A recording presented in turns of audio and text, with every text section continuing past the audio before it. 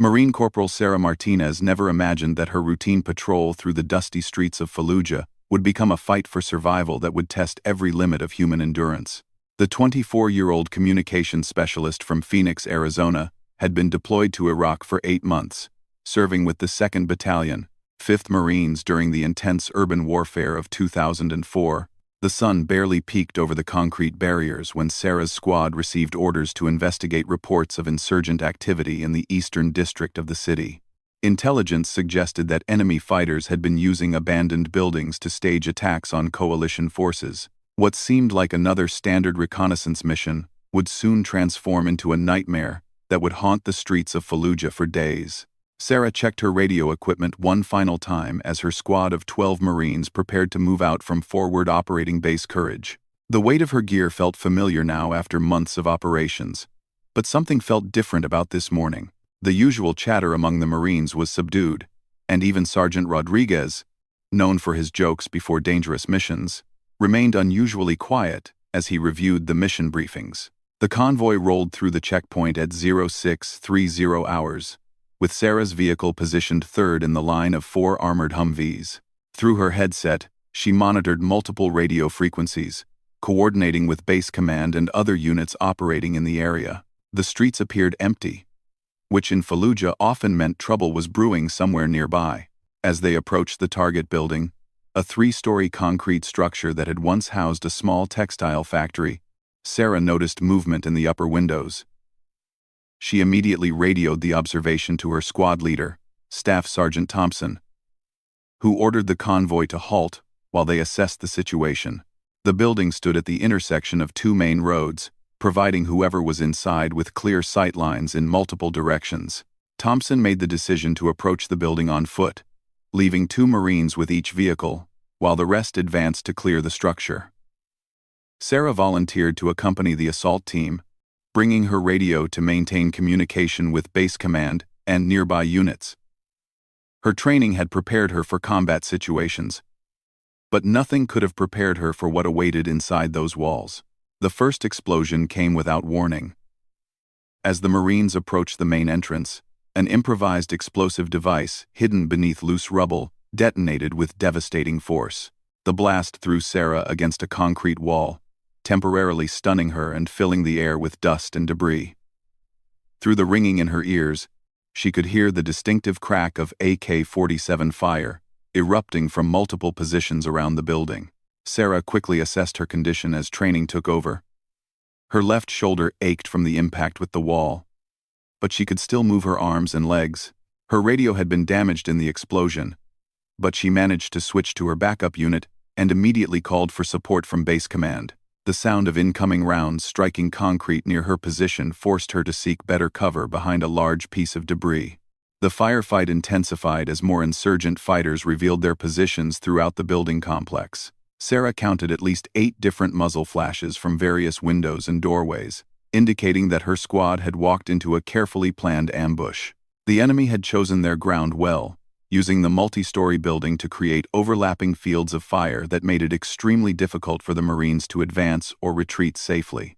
Staff Sergeant Thompson's voice crackled over the radio, reporting that 3 Marines had been wounded in the initial explosion and that they were pinned down in the courtyard area. Sarah could see the injured Marines from her position, but reaching them would require crossing an open area that was being swept by enemy fire.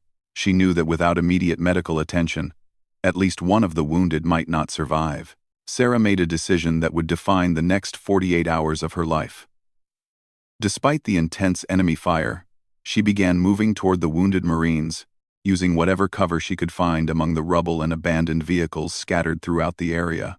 Her medical training, though limited compared to a Navy corpsman, might be enough to stabilize the injured until proper help could arrive.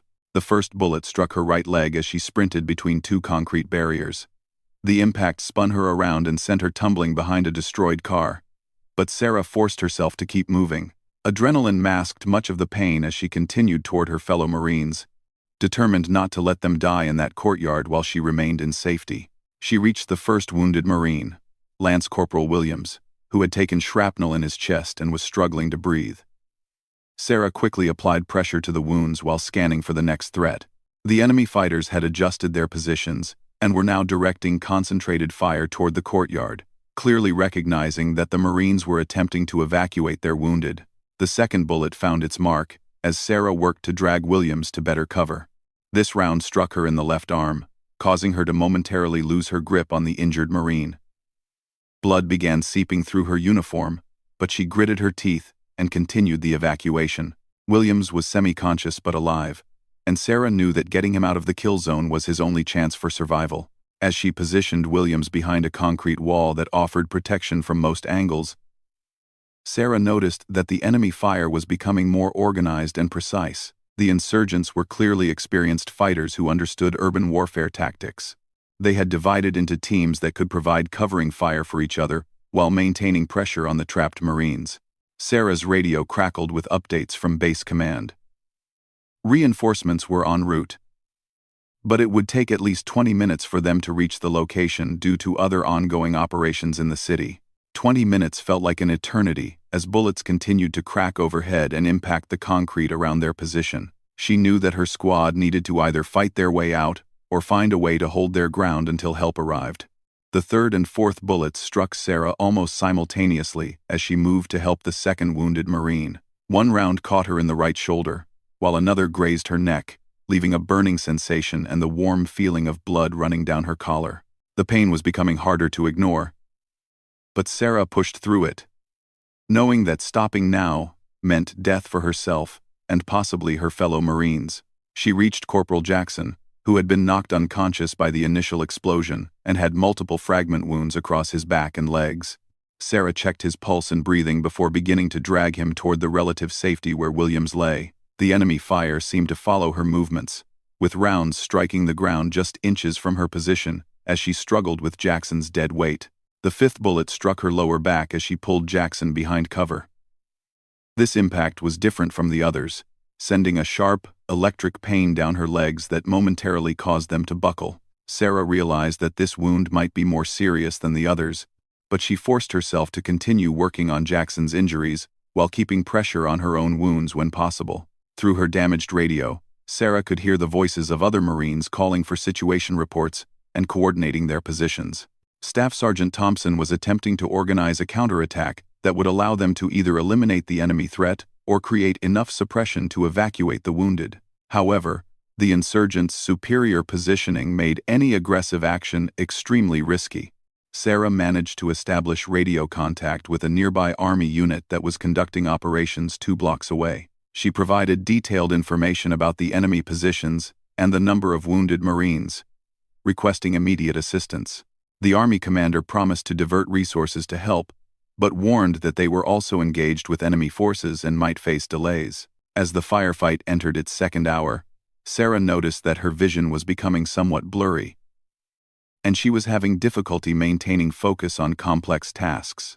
Blood loss from multiple wounds was beginning to affect her performance, but she continued to monitor the radio and provide first aid to the wounded Marines. She knew that showing weakness might demoralize the other squad members who were counting on her communication skills to coordinate their rescue.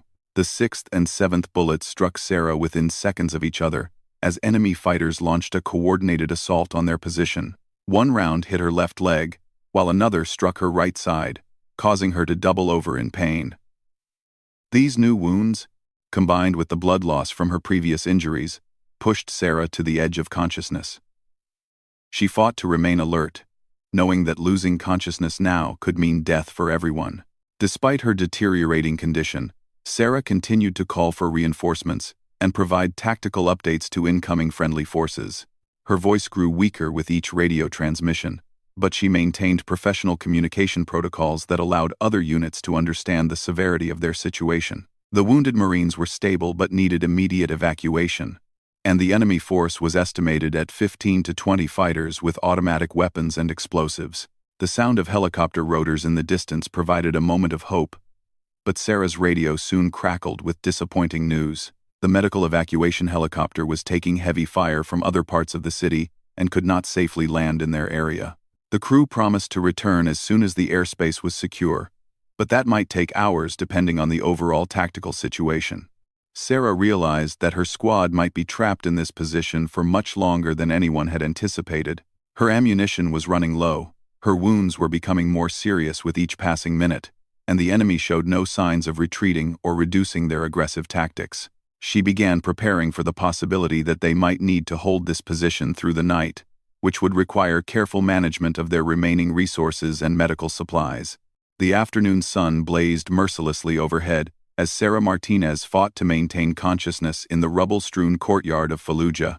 7 bullet wounds had turned her uniform dark with blood, but her determination to save her fellow Marines burned stronger than the pain coursing through her body. The 8th bullet would come during the enemy's most desperate assault yet. As the hours dragged on, the insurgents changed their tactics.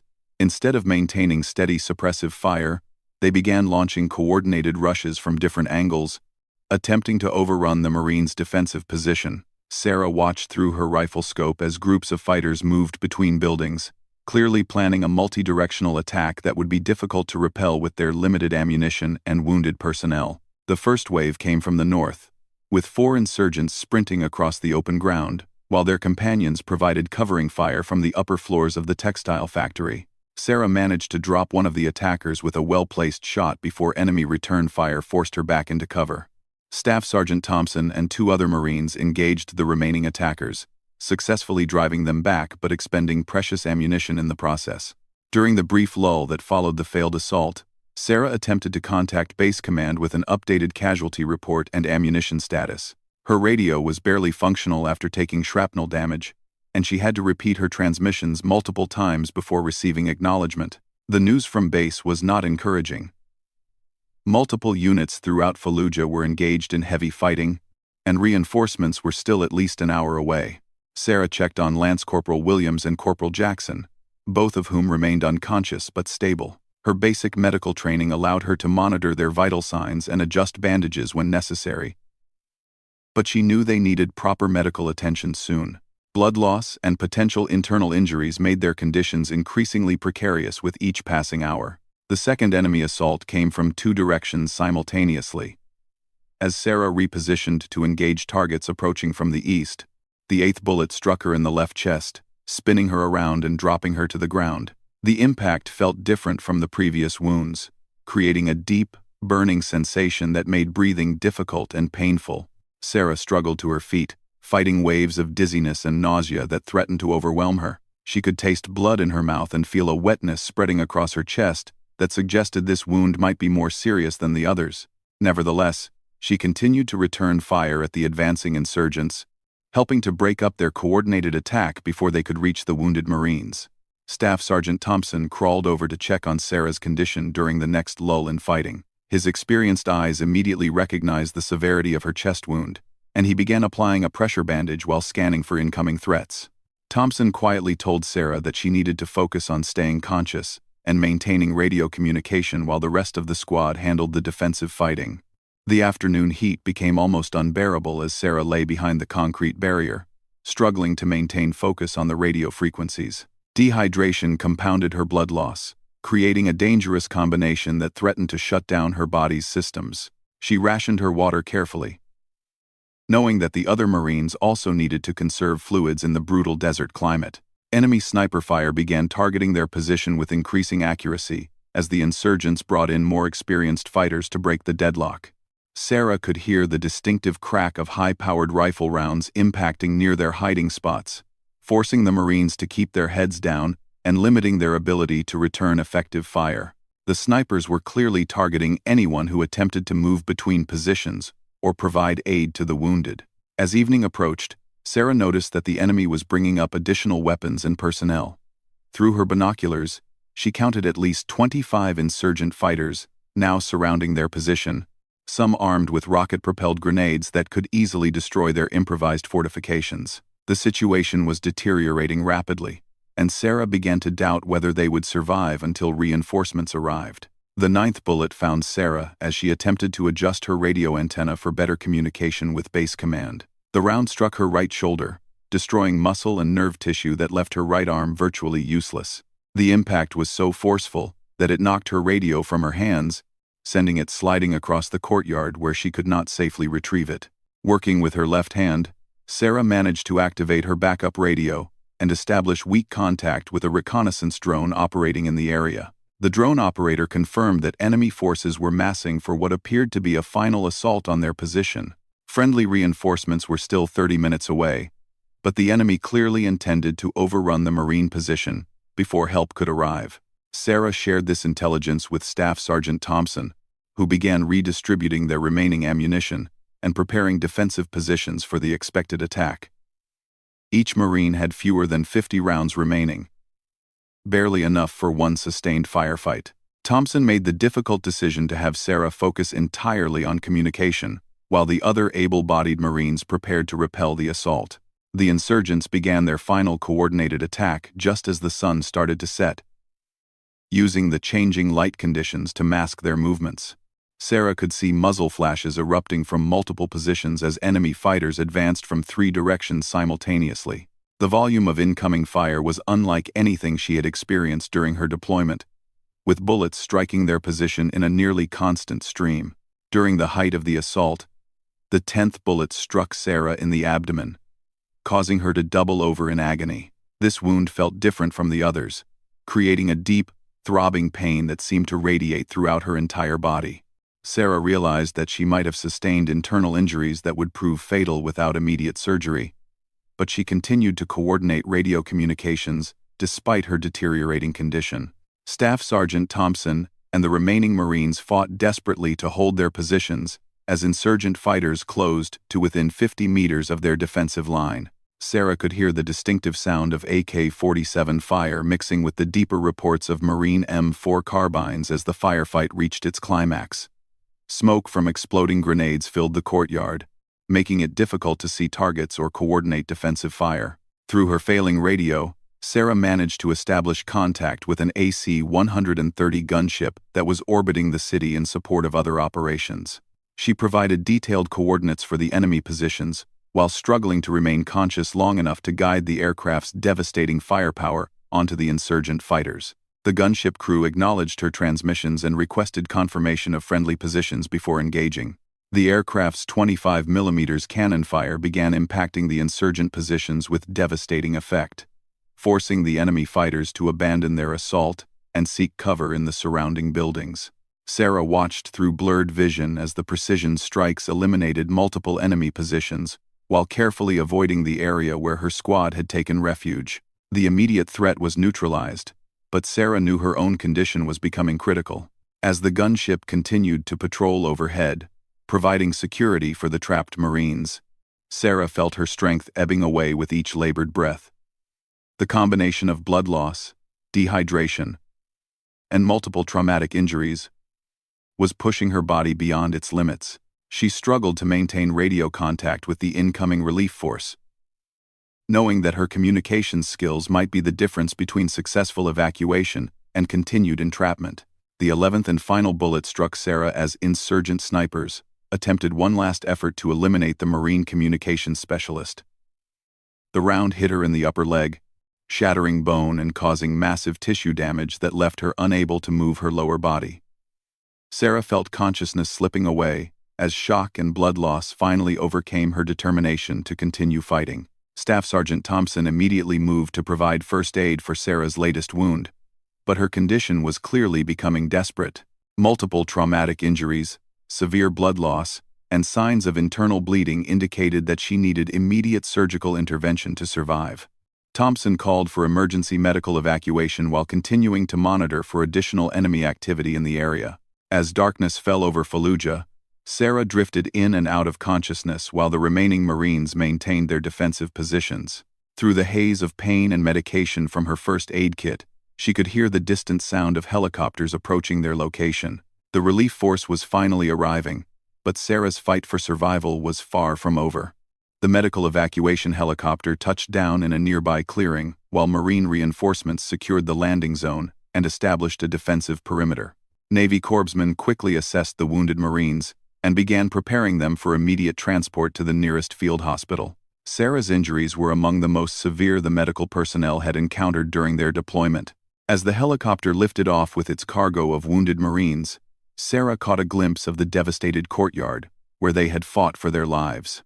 The concrete walls were pockmarked with bullet holes, and debris from explosions littered the area where they had made their desperate stand. She realized that her survival depended entirely on the skill of the medical team racing to save her life. The flight to the field hospital took only minutes, but Sarah's condition continued to deteriorate during the journey. Medical personnel worked frantically to stabilize her vital signs while maintaining pressure on her multiple wounds. Blood transfusions were started immediately, and powerful medications were administered to combat shock and prevent organ failure. Upon arrival at the hospital, Sarah was rushed into emergency surgery, where a team of military surgeons worked through the night to repair the massive damage to her body. 11 bullet wounds had caused trauma to multiple organ systems, requiring complex procedures to stop internal bleeding and reconstruct damaged tissues. The surgical team later described her case as one of the most challenging they had encountered during their deployment to Iraq. 2 days after the devastating firefight in eastern Fallujah, Marine Corporal Sarah Martinez remained missing in action according to official military records. What the command structure did not know was that Sarah had regained consciousness in an abandoned building 3 blocks from the original battle site, wounded but alive, continuing her fight for survival in the heart of enemy territory. The confusion began during the chaotic medical evacuation when insurgent mortar fire struck near the helicopter landing zone. In the scramble to evacuate casualties under fire, Sarah had been accidentally separated from her squad during the movement to the aircraft. Semi-conscious and severely wounded, she had crawled into a destroyed storefront, seeking shelter from the incoming artillery, where she would remain hidden for the next 48 hours.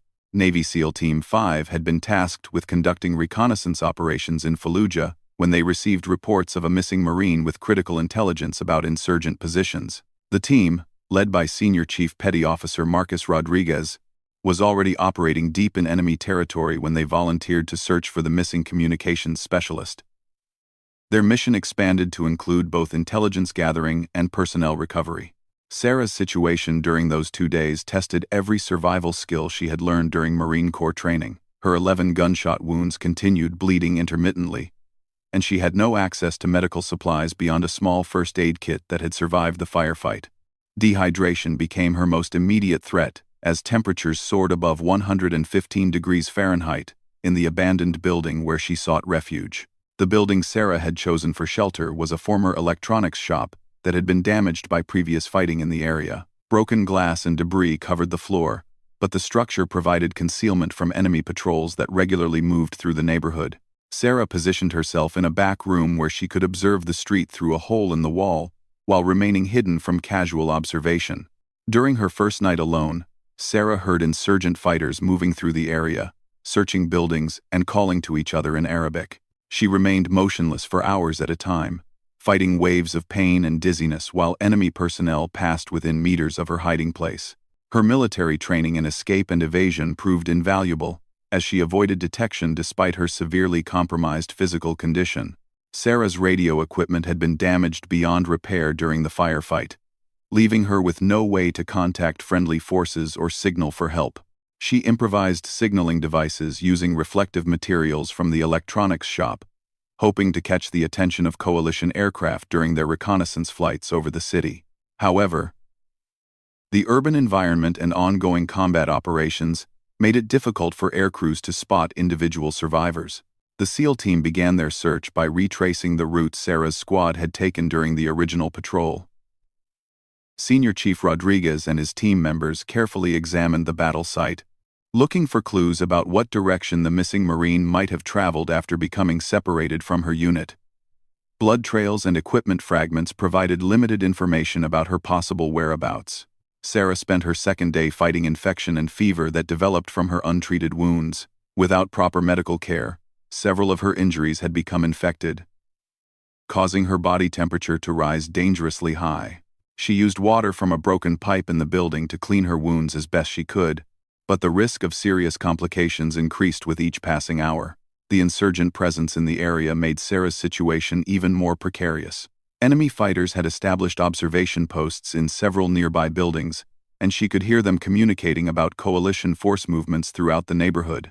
Sarah realized that any attempt to move from her hiding place during daylight hours would likely result in capture or death. Senior Chief Rodriguez decided to expand the search pattern after finding minimal evidence at the original firefight location. The SEAL team divided into two-man elements to cover more ground while maintaining the ability to provide mutual support if they encountered enemy forces. Each team carried advanced night vision equipment and satellite communication devices to coordinate their search efforts. Sarah's physical condition deteriorated significantly during her second night in hiding.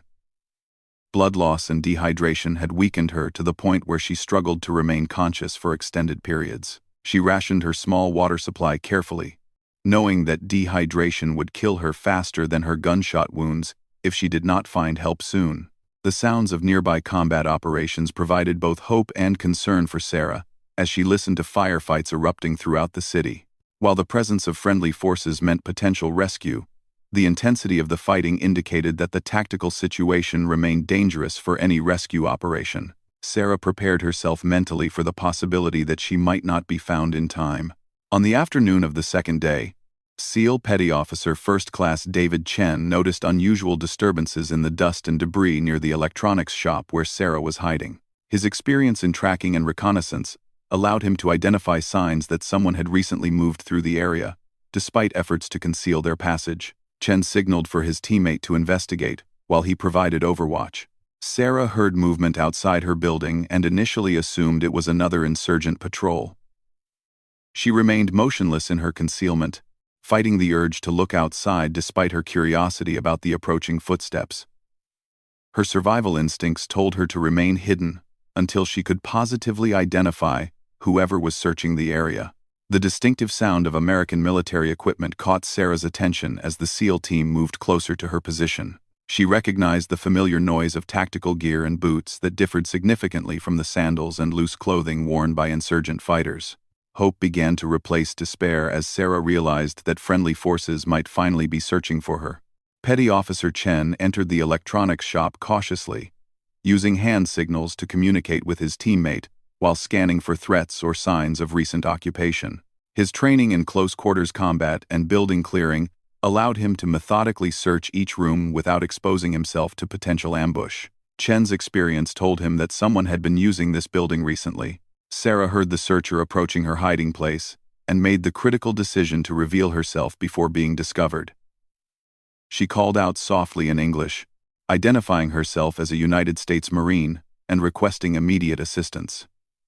Her voice was weak from dehydration and blood loss, but clearly recognizable as an American service member in distress. Chen immediately responded to Sarah's identification, following proper challenge and password procedures to confirm her identity before approaching her position. When he saw the extent of her injuries and the conditions she had endured for 2 days, Chen was amazed that she had remained conscious and alert. He immediately called for medical support while beginning first aid procedures. The SEAL medic, Petty Officer Second Class Robert Torres, arrived within minutes and began comprehensive treatment of Sarah's multiple gunshot wounds. Torres had extensive experience treating combat casualties, but Sarah's case was remarkable for the number of injuries she had sustained and her ability to survive without medical attention. He started intravenous fluids and administered pain medication while preparing her for evacuation. Sarah's first words to her rescuers were questions about the status of her fellow Marines who had been wounded in the original firefight. Even after 2 days of fighting for her own survival, her primary concern remained the welfare of her squad members. Senior Chief Rodriguez assured her that all other Marines had been successfully evacuated and were receiving proper medical care. The extraction of Sarah from her hiding place required careful coordination to avoid detection by insurgent forces still operating in the area. The SEAL team established security around the building, while Torres continued treating her injuries and preparing her for movement. Sarah's condition was stable enough for transport, but she would need immediate surgery once they reached friendly medical facilities. Sarah insisted on walking to the extraction point, despite her severe injuries and the SEAL team's offers to carry her. Her determination impressed the special operations personnel, who recognized the mental toughness required to survive alone in enemy territory for 2 days with 11 gunshot wounds. Sarah's fighting spirit had sustained her through conditions that would have defeated most people. The helicopter extraction took place under cover of darkness, with attack aircraft providing security for the medical evacuation flight. Sarah remained conscious throughout the flight, continuing to provide intelligence information about insurgent activities she had observed during her time in hiding. Her professional dedication to her mission responsibilities impressed the SEAL team members who had rescued her. Upon arrival at the field hospital, Sarah was immediately rushed into surgery, where the same team that had treated her squad members worked to address complications from her untreated wounds. The surgeons were amazed by her condition, noting that most patients with similar injuries would not have survived 2 days without proper medical care. Sarah's survival was attributed to her physical fitness, mental toughness, and basic medical knowledge. The story of Sarah Martinez's survival became legendary within military circles, serving as an example of the courage and determination displayed by American service members under extreme conditions. Her ability to evade enemy capture while fighting off infection and blood loss demonstrated the effectiveness of military training and the power of human will to survive against overwhelming odds. Senior Chief Rodriguez later recommended Sarah for the Purple Heart and Bronze Star for her actions during the firefight and her survival in enemy territory. The SEAL team members who rescued her described finding Sarah as one of the most rewarding missions of their deployment, proving that no American service member would be left behind regardless of the risks involved.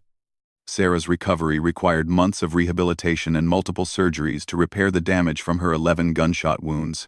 However, her survival and eventual return to active duty inspired countless other service members and demonstrated the resilience of the human spirit when faced with seemingly impossible circumstances.